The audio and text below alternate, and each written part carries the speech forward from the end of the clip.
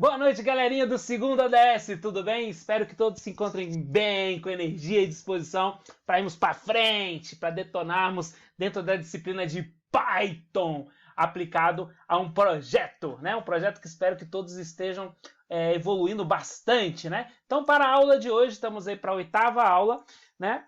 E vamos para a reflexão inicial. Quando seria necessário usar um vetor em programação? Professor, uma pergunta. O quê? O que é vetor, professor? Calma aí.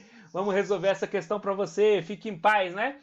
Como implementar um vetor em Python? Quando seria necessário? Depois que eu descobrir o que é um vetor, quando que eu vou usar isso? Vamos conversar um pouquinho aí. Aguenta aí que nós já vamos chegar a isso aí. Então, a aula 8 de Python para vocês, tá? Juntos vamos aí, tá bom? Então, o cronograma da aula de hoje vai ser nada mais, nada menos que vídeo de introdução, que é este que estamos fazendo, vídeo sobre os conceitos de listas, vetores, né? Refletindo sobre listas, aplicações, a live às 8. Não perca, se liga nessa live porque é muito importante. O conteúdo de vetores é um conteúdo muito rico, conteúdo muito intenso e que precisa dessa interação e que a gente precisa interagir e sentir essa sinergia para melhor absorção, tá bom? Exercício de fixação, tá? Vão ter exercícios muito importantes para vocês desenvolverem e crescerem nessa parte de listas, tá bom? E aplicando o novo conceito no projeto. Também vamos ter, na aula de hoje, desafio, tá? Eu acabei não colocando aqui. Antes de aplicar, vamos ter desafios envolvendo os novos conceitos. Desafio o quê? Pesquisa, tá? Agora passamos a metade do nosso projeto, nós já podemos entrar no que a gente chama de pesquisa. Vamos poder executar pesquisas, né? Na verdade, precisamos de pesquisas, né? Precisamos avançar, precisamos aprender que num projeto é muito importante a questão, a ideia, o conceito, né, da pesquisa, né, de você correr atrás desses conceitos. Então, vamos lá, os conceitos introdutórios sobre vetores, e nessa aula de hoje vamos abordar principalmente o ambiente lista. Então, se liga no vetor, pois é importante para a programação usando o Python, tá bom? Introdução, tá? O conceito de vetor é muito usado dentro do universo de programação, fato, ponto. Em Python, o conceito de vetor está contido no conceito da lista, tá? A lista ela absorve um pedacinho da questão de vetor. Daqui a pouco a gente vai falar um pouquinho mais sobre isso. Quando seria necessário o uso de uma lista? Tá? E vamos citar um exemplo. Mas, enfim, antes desse exemplo, deixa eu até colocar aqui. Faltou a gente interagir um pouquinho mais aqui.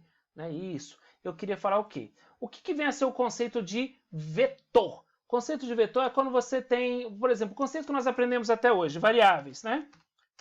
Então você tem uma variável que a gente usou muitas vezes, uma nota de um aluno. Então você tem a nota de um aluno. Então o aluno tirou uma nota numa prova, tá? Ele tirou a nota numa prova, tirou, sei lá, 90, tá? Numa prova. E vamos supor que ele tem 4 provas, tá? 4 provas no semestre, tá? Uma prova foi 90. Aí você fala assim, poxa, eu quero salvar as outras 3 notas. O que a gente faria hoje, na nossa situação atual, dentro do conhecimento que nós estamos desenvolvendo, ou que já desenvolvemos na nossa aula? O que nós faremos hoje? Nós faremos o quê? Então nota, aqui eu chamaria isso aqui de nota 1, depois eu teria um nota 2, né? Nota 2. Depois eu teria um nota 3. E depois teria o nota 4. Criaria 4 variáveis. Para quê? Para que eu pudesse depois lançar aqui, né, as notas. Né? Então, cada nota, né, cada nota, uma variável para nota 1, nota 2, nota 3, nota 4.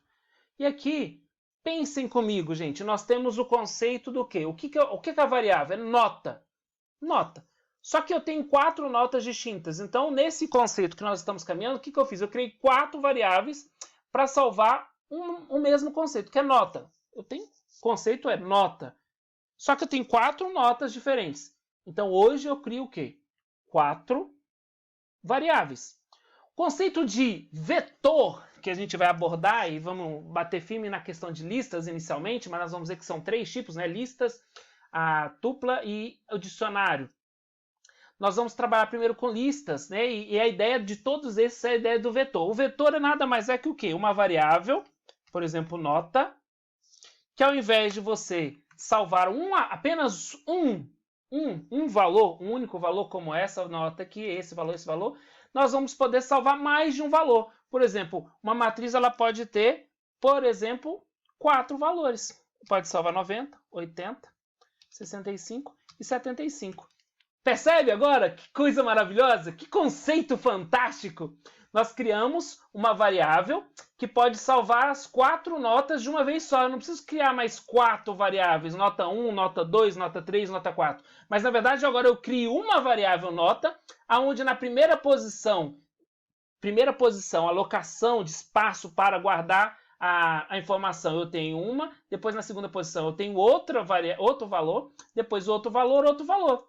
Então, esse conceito de ter uma única variável mais de um valor possível de armazenar, esse conceito é chamado de vetor, e que nós vamos abranger na aula de hoje como listas, primeiramente, tá?